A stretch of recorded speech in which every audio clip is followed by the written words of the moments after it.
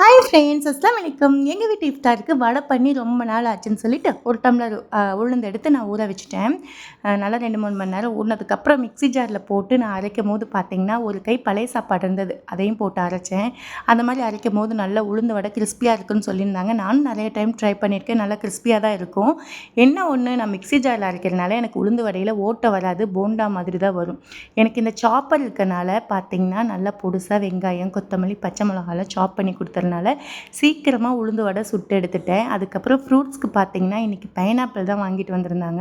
ரொம்ப இனிப்பாக நல்லா டேஸ்ட்டாகவே இருந்தது பைனாப்பிள். அதுக்கப்புறம் பார்த்தீங்கன்னா, எப்பவும் போல தான் நோன்பு திறக்கறதுக்கு கஞ்சி, வடை, லெமன் ஜூஸு, ரோஸ் மில்க் தான்.